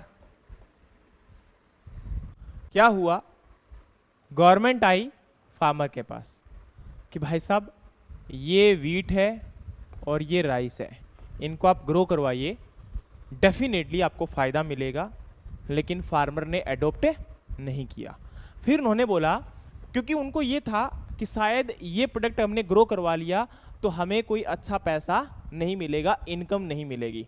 इसके लिए क्या हुआ कि यहाँ पर इन्होंने एक छोटा सा अमाउंट वीट के लिए, जो सबसे पहला एमएसपी था वो कितना था, 50 रुपीज था, इन्होंने एंश्योर कर दिया कि आप लोग इस प्राइस के ऊपर ही बेचोगे, मिनिमम तो इतना आपको मिलेगा ही मिलेगा, चाहे कुछ भी हो जाए। अब फार्मर को लगा कि यार डेफिनेटली फायदा है, कि कुछ हो ना हो, कुछ भी हो गया तो भी हमें फायदा मिल जाएगा, बेनिफिट मिल जाएगा।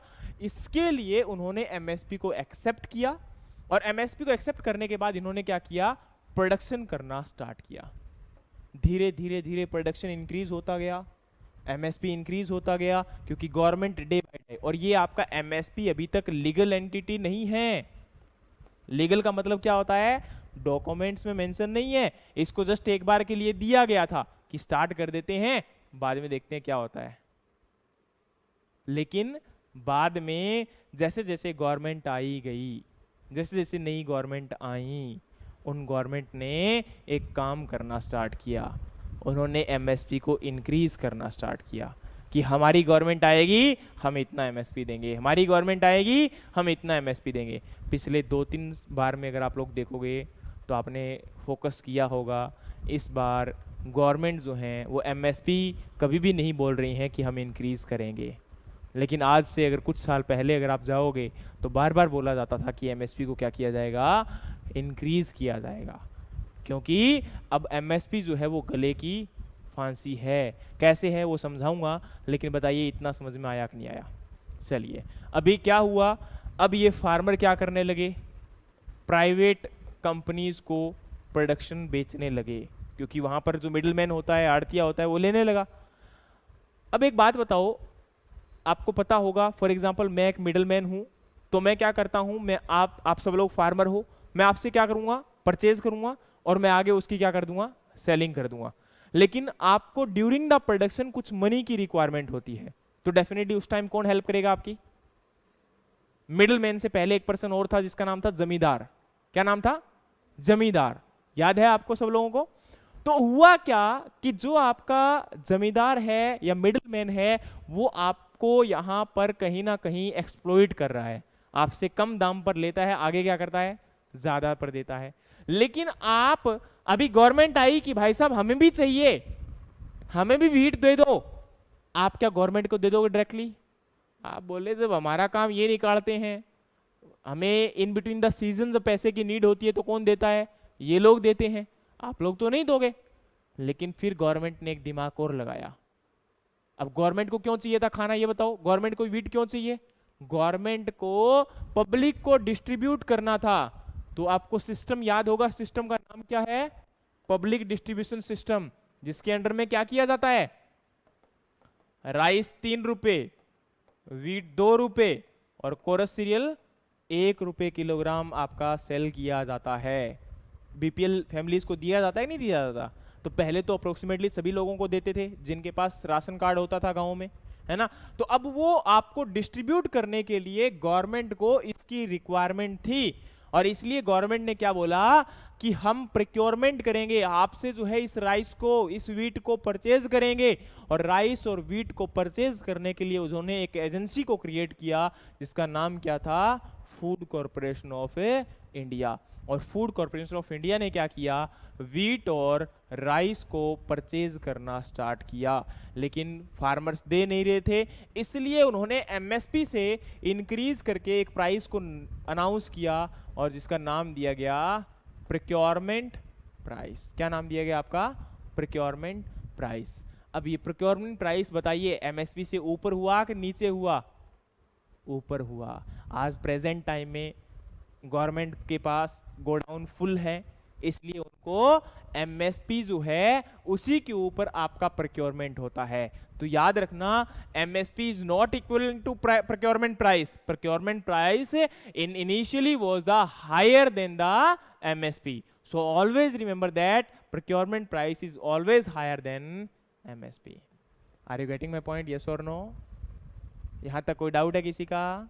ठीक है, ये फैक्ट आपको यहां पर समझना पड़ेगा कि जो प्रोक्योरमेंट प्राइस होता है वो आपके एमएसपी से हमेशा क्या होता है, ज्यादा होता है, होता था। हो सकता है आज प्रेजेंट टाइम में इक्विवेलेंट हो गया होगा, नॉट ए बिग डील, ठीक है, लेकिन ये एक्चुअल में क्या होना चाहिए, आपका ज्यादा होना चाहिए। ठीक है, अगर एग्जाम में क्वेश्चन आ जाता है तो एग्जाम में यही रहेगा आंसर कि procurement price is more than MSP. समझ में आ गया? ये आया या नहीं आया?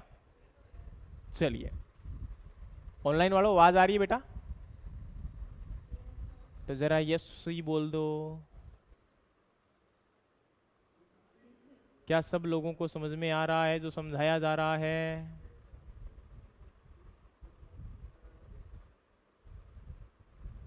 क्या मैं अंडरस्टैंडेबल हूं? क्या मेरी स्पीड सही है? क्या मेरी आवाज सही है? सुर सही है? मेरे ताल सही हैं? सुर ताल राग। चलिए, तो यहां पर क्या हुआ कि अभी जो है फार्मर ने, गवर्नमेंट ने पब्लिक डिस्ट्रीब्यूशन के लिए एफसीआई के थ्रू प्रोक्योरमेंट करना स्टार्ट कर दिया और इसलिए प्रोक्योरमेंट प्राइस भी देना स्टार्ट कर दिया। लेकिन अब मेन क्वेश्चन ये था कि एमएसपी जो है वो डिसाइड कौन करेगा? एमएसपी जो है यहाँ पर आपका प्रोक्योरमेंट, सॉरी एमएसपी जो है आपका यहाँ पर रिकमेंड कौन करेगा, एमएसपी के लिए क्या क्या कहानी होगी, कितनी क्रॉप के लिए दिया जाएगा। शुरुआत में ये वीट के लिए स्टार्ट हुआ था, धीरे धीरे धीरे धीरे धीरे करते इसका काफ़ी इम्प्रूवमेंट हुआ। आज प्रेजेंट टाइम में इंडिया के अंदर टोटल, पहले तो रिकमेंडेशन बता देता हूँ, जो इसका रिकमेंडेशन है वो करता है CACP। फुल फॉर्म क्या है आपकी? Commission for agriculture cost and price. समझ में आ गया? तो ये कमीशन है जो कि आपका CACP है, जो कि रिकमेंड करता है। रिकमेंड करने का मतलब क्या होता है पता है? फॉर एग्जाम्पल मैं बताता हूं, तुम लोग अभी क्या हो, गवर्नमेंट जॉब में लगने वाले हो। फॉर एग्जाम्पल तुम्हारे फादर जो हैं उनका फ्रेंड भी एक बैंक में एज ए जनरल जो पोस्ट पे है या रीजनल ऑफिसर की पोस्ट पे है, कोई भी अच्छी पोस्ट पे है, तुम इंटरव्यू के लिए जाते हो। तो इंटरव्यू में तुम्हारे फादर के फ्रेंड ने आपका रिकमेंडेशन दिया, आपका एक प्रकार से सिफारिश की और बोला इस लड़के को, इस लड़की को 5 नंबर फालतू दे देना। ठीक है, वो हमारा क्या हुआ? रिकमेंडेशन। वही बात यहां पर है, ये बोलते हैं रिकमेंडेशन। ये बोलते हैं भाई साहब इस क्रॉप का प्राइस इतना होना चाहिए, लेकिन डेफिनेटली ये किसी मेथड पर कैलकुलेट भी तो करते होंगे। तो इसके लिए आपके 3 मेथड होते हैं।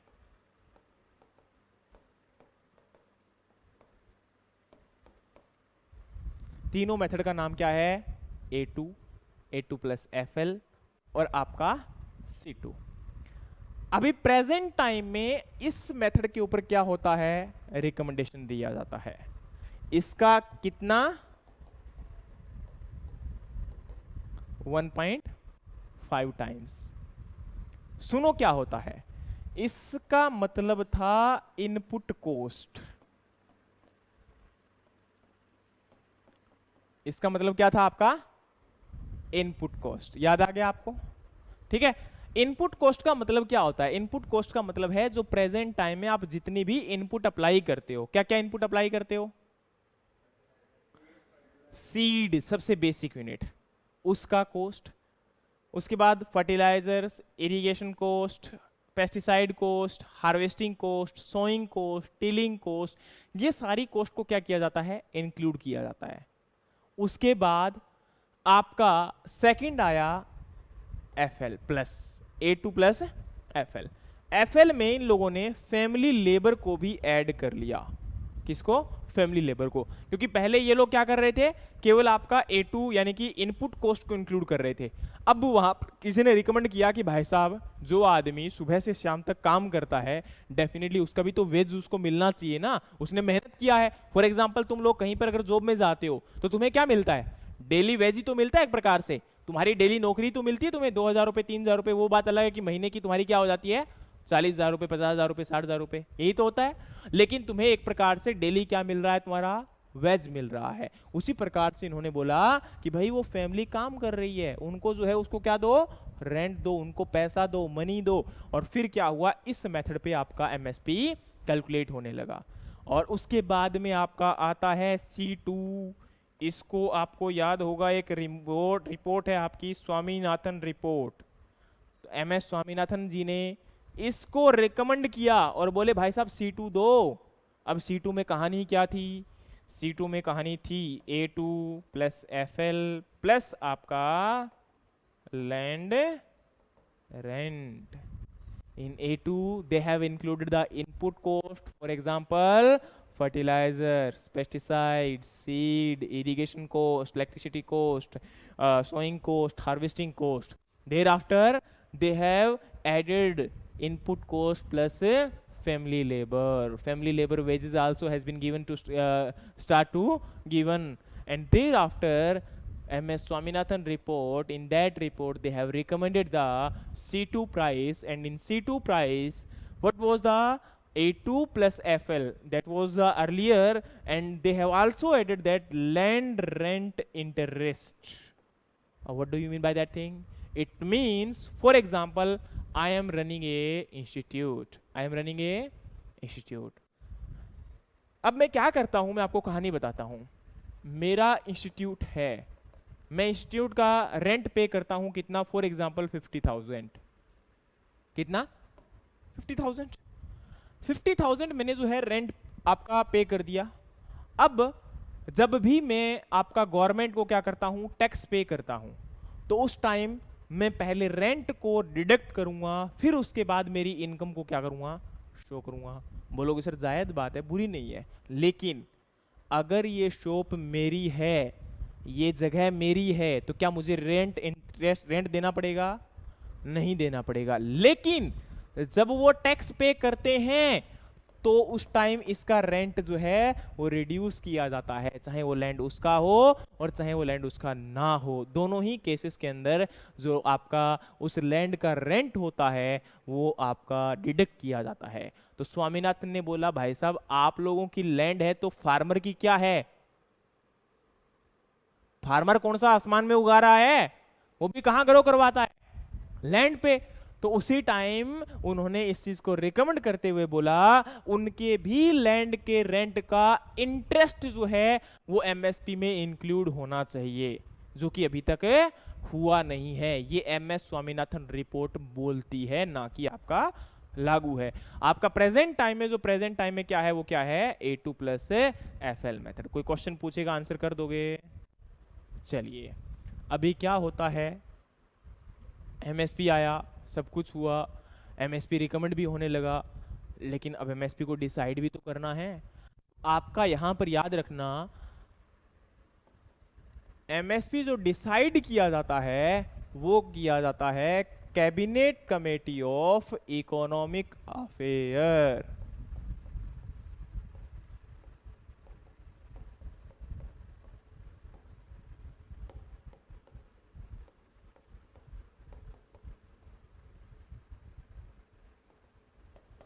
Cabinet committee of economic affairs, ये आपकी कमेटी थी जो कि आपका क्या करती है, डिसाइड करती है। ठीक है। अब बोलोगे सर कि ये जो डिसाइड होता है हमने तो सुना है कौन करता है, गवर्नमेंट ऑफ इंडिया। अच्छा, इसके हेड कौन है? Prime minister. तो ये कौन है? समझ में आया? क्वेश्चन रेज होता है कि सर वहां पर अगर ये लिखा हुआ हो एक तो गवर्नमेंट ऑफ इंडिया और एक cabinet committee of economic affair, पहली बात है ऐसे कोई क्वेश्चन नहीं आएगा, कोई बेवकूफ होगा तो बना देगा तो पता नहीं, वरना सब लोग जानते हैं कि भाई गवर्नमेंट ऑफ इंडिया और प्राइम मिनिस्टर से क्या अलग है, जरा बता दो, है ना? कोई अलग नहीं है, कोई डिफरेंस नहीं है। ठीक है, तो यहां पर ये चीज हमें समझनी पड़ेगी। ठीक है, लेकिन फिर भी अगर कहीं आ जाता है तो आपको दिख भी जाता है, कोई हो भी जाता है बिल्कुल, तो डिसाइड के केस में हमेशा आंसर क्या करोगे, cabinet committee of economic affair. लेकिन जब अनाउंस का वहां पे ऑप्शन लिखा हुआ मिल जाए, उस समय अगर दोनों ऑप्शन में है तो आंसर क्या करोगे, गवर्नमेंट ऑफ इंडिया। समझ में आ गया? वैसे दोनों बात एक है, कोई डिफरेंस नहीं है, लेकिन फिर भी अगर इस प्रकार से टर्म लिखी हुई मिलती है तुम लोगों को तो उस केस में आंसर क्या कर दोगे, आपका ऐसे कर दोगे। Got the point? ये मैंने तुम्हें जस्ट एक वो बताया है लूप होल, कि अगर बाई चांस लूप होल ऐसा आ जाता है तो उस केस में आप आंसर क्या कर दो, आएगा नहीं, पॉसिबिलिटी नहीं है, लेकिन फिर भी आ जाए तो आप लोग क्या कर दो, उसका आंसर कर दो। समझ में आ गया? चलिए अब जो याद रखना कि आपका रिकमेंडेशन जो है वो कितनी क्रॉप के लिए दिया जाता है, मोस्ट इंपॉर्टेंट 23 क्रॉप के लिए, और इसको लिखा जाता है 22 प्लस 1। 1 क्यों लिखा गया? FRP। बहुत बढ़िया। FRP का मतलब क्या होता है? AR Rahman, fair and remunerative price. इसका पहले जो नाम था वो क्या था, SMP। अच्छा, क्या स्टेट लेवल पर भी कोई आपका प्राइस डिसाइड किया जाता है? क्या स्टेट लेवल पर भी आपका शुगरकेन का कोई प्राइस डिसाइड किया जाता है? कोई बता सकता है क्या?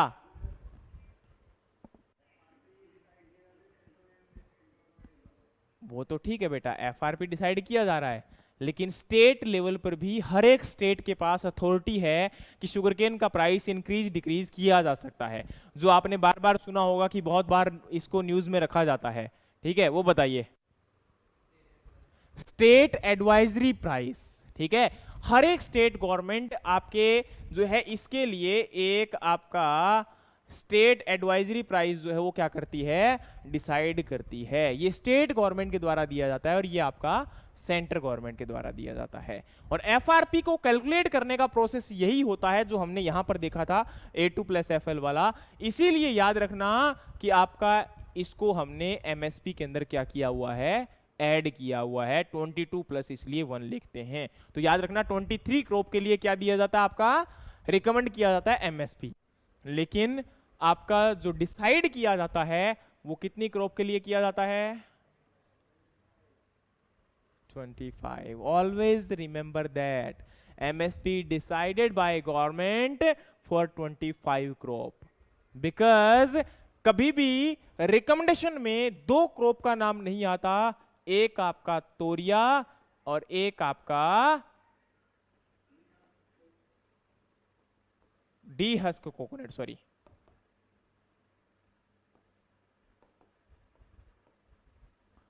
इसका डिसाइड किया जाता है कोपरा के बेस पे और इसका डिसाइड किया जाता है मस्टर्ड एंड रैपसीड के बेसिस पर।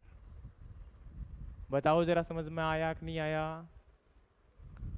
भाई? क्वेश्चन समझ में आया मैंने क्या बोला?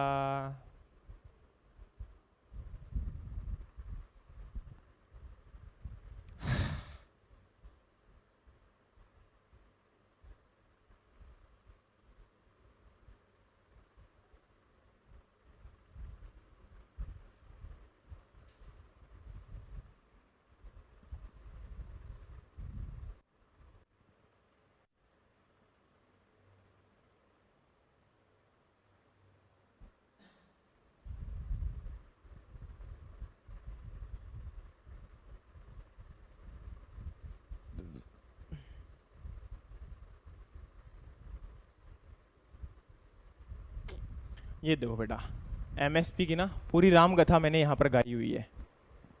ठीक है, ढंग से पढ़ोगे तो आपको समझ में आ जाएगा। क्या है कि 22 आपकी मैंडेट क्रॉप है और फेयर एंड रेम्युनेटिव प्राइस है किसके लिए, आपका यहाँ पर। ठीक है, 1966-67 से ये क्या हुआ था, स्टार्ट हुआ था। MSP recommended by commission of agriculture cost and price. Commission and agriculture जो आपका प्राइस है वो क्या है, आपका एक अटैच ऑफिस है किसका, मिनिस्ट्री ऑफ एग्रीकल्चर डिपार्टमेंट का, जिसको 1965 में क्या किया गया था, बनाया गया था। एमएसपी डिसाइड और approval by cabinet committee of economic affair. MSP is announced by government of India at the beginning of sowing season, यानी कि बिफोर द सोइंग सीजन। बताइए जरा समझ में आया कि नहीं आया? आ गया। अब देखिए, in case of sugarcane it is called as FRP और स्टेट एडवाइजरी प्राइस। ठीक है, इसको हम क्या बोलते हैं, या तो एफआरपी बोलते हैं और स्टेट के केस में हम इसको क्या नाम देते हैं, स्टेट एडवाइजरी प्राइस। प्रोक्योरमेंट क्या होता है, the food corporation of India, the nodal central agency of government of India along with state agencies undertake the procure of crop. करती है कि नहीं करती, बताया आपको, अभी मैंने समझाया अच्छे से। चलिए नेक्स्ट है आपका यहाँ पर, how many crops covered under the MSP, 23 और 24।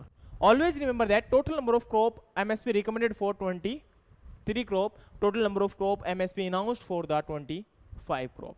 In this, these are the cereals 7, bajra, wheat, maize, paddy, parle, ragi and जवार। पल्सेस के अंदर 5 हैं, तूर, चना, मसूर, उर्द और मूंग।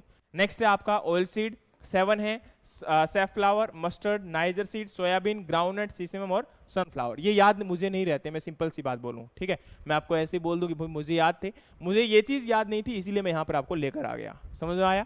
चलिए नेक्स्ट है आपका कमर्शियल क्रॉप, इसमें आती है raw jute, cotton, copra and sugar cane. और नेक्स्ट है आपका other crop, to the MSP of toria and DSS coconut are fixed on the basis of MSP of rapeseed and copra respectively. बताइए जरा समझ में आया कि नहीं आया? यही समझाया था मैंने आपको, यही बताया था अभी।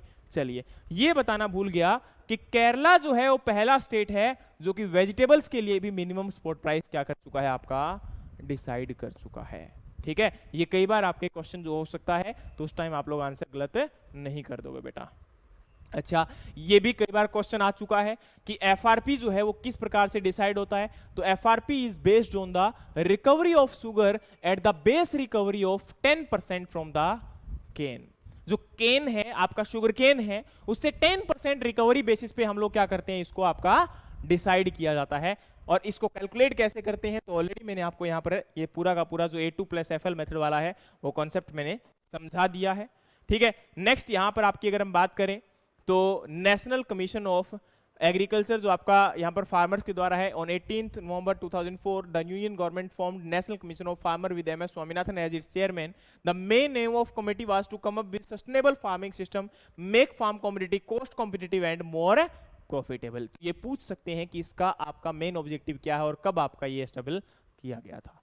याद रख लोगे, नेशनल कमीशन ऑफ फार्मर जो है वो 2004 में बनाया गया था under the chairmanship of Swaminath. ठीक है, नेक्स्ट आपके ये रहे जो 2006 recommended the MSP must be at least 50% more than the cost of production. 2006 के बाद ये डिसाइड हुआ था कि कम से कम 50%, यानी कि जो 1.5 टाइम बोला जाता ना, वो वही कब से डिसाइड किया गया आपका, ये 2006 से ये चीज स्टार्ट हुई है। और नेक्स्ट आपका बेटा A2, A2+FL और आपका C2, और इसके अंदर ये सारी कहानी यहां पर ऐड की गई है। All the type of cash expenditure to generate the crop, like ये इनपुट आ गई है ना। अब ये भाषा जो है वो वही कहानी डिक्टेट कर रही है, इनपुट कॉस्ट। अब उसको इन्होंने समझा दिया इस प्रकार से, मैंने आपको सिंपल वर्ड बोल दिया, इनपुट कॉस्ट। नेक्स्ट है, it include A2 plus an imputive value of unpaid family labour. And next is the C2. Under C2 estimation, land rent at the cost of interest on the money taken for farming are added to A2+FL. Next है limitations of MSP. अब ये कहानी ये होती है कि for example कई बार जो है गवर्नमेंट को एक्स्ट्रा आपका मनी पे करना पड़ता है, तो लिमिटेशंस जो है वो आपके लिए उतनी इंपॉर्टेंट नहीं है। ये खासकर आप यूपीएससी वगैरह के एग्जाम के लिए जाते हो तो उस केस में वहाँ पर इंपॉर्टेंट होता है। फिर भी अगर आपको अपने इंटरेस्ट के लिए इसको पढ़ना है तो आप पढ़ सकते हो। वैसे मैं आपको बता देता हूँ कि अगर आपका MSP दिया जाएगा तो गवर्नमेंट के ऊपर एक सब्सिडी की फॉर्म में क्या होता है, आपका प्राइस इंक्रीज जो है बढ़ जाता है। दूसरा, कई बार जो है फार्मर का एक्सप्लोटेशन भी बहुत ज़्यादा होता है। फॉर एग्जाम्पल उसकी मार्केट में डिमांड काफ़ी ज़्यादा थी, लेकिन उसको प्राइस पे किस पे बेचना पड़ता है, MSP पे, तो वो भी उसके लिए क्या हो जाता है, बाउंडेशन हो जाता है। तो उन चीज़ों से बचने के लिए डेफिनेटली ये एक आपका बेटर ऑप्शन नहीं होगा। नेक्स्ट यहाँ पर क्या है आपका MSP, how can MSP made be आपका लीगल, इसको लीगल कैसे बना सकते हैं। तो लीगल वही बात है, जैसे आपका लीगल बनाने के लिए मेनली क्या है, कानून में प्रावधान किया जाए कि कोई भी कमोडिटी जो है वो मिनिमम स्पॉट प्राइस से नीचे परचेज नहीं करेगा। लेकिन क्यों नहीं बनाया जा रहा, इसके बारे में हम जब बात करेंगे, जब कानून बात करेंगे, मैंने बोला था ना फार्मर्स लॉ को हम डिस्कस करेंगे, तो मैंने ये पॉइंट वहां पर रखे हुए हैं, मैं उनको अच्छे से वहां पर डिस्क्राइब कर दूंगा, क्योंकि उसको पढ़ाना बहुत जरूरी है। वो कानून जब पढ़े जाएंगे तब ये पॉइंट ऑटोमेटिक वहां पर डिस्कस कर दिए जाएंगे, क्योंकि इनकी इंपॉर्टेंस बहुत ज्यादा है वहां पर। ठीक है, चलिए जी, तो ये हमारा क्या था आपका MSP। ठीक है, अब आपके अकॉर्डिंग MSP क्या होता था, हो गया अभी तक, तो बेटा ऐसा होता है। मैं देखो ये नहीं बोल रहा हूं कि आप लोग पढ़ते क्या हो, देखो नॉलेज, देखो एक चीज बोलता हूं हमेशा, होना इंपॉर्टेंट नहीं है, उसको डिसेमिनेट भी करना आना चाहिए। दूसरा, आप किसी भी कंटेंट को जब पढ़ते हो, जब किसी भी कंटेंट के रिलेटेड कोई फोकस किया जाता है, तो एक बात हमेशा याद रखो कि आप उस कंटेंट की पूरा कंटेंट निचोड़ के निकाल लो। क्या अब MSP के अंदर कोई भी क्वेश्चन बचता है जो आपको लगता है कि कभी आपने देखा और रह गया हो, जरा बता दो मुझे।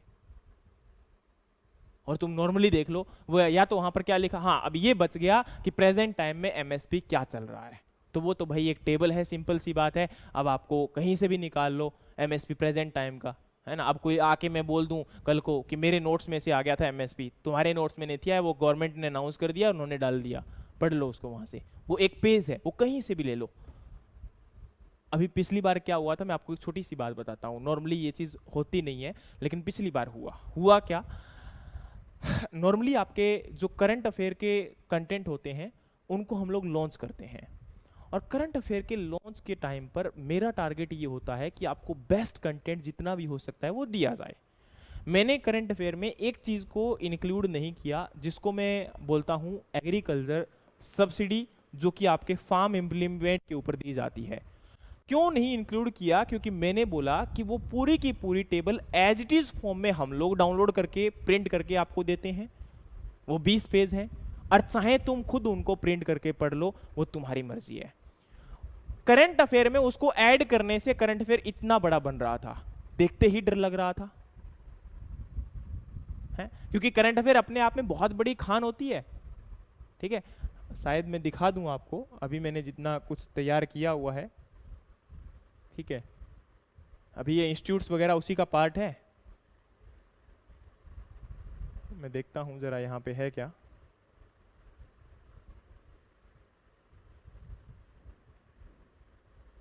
नहीं है, नहीं, वरना मैं आपको दिखाता कि करंट अफेयर ना छोटी सी चीज नहीं है। करंट अफेयर अपने आप में बहुत बड़ी चीज है, लेकिन उसको कंपाइल कैसे करना है, ये बहुत इंपॉर्टेंट है। ये स्किल आपके अंदर होनी चाहिए। अब देखो, आपके पास इतना टाइम नहीं है कि आप इसको इस प्रकार से निकाल सको जैसे मैंने एमएसपी को निकाला हुआ है।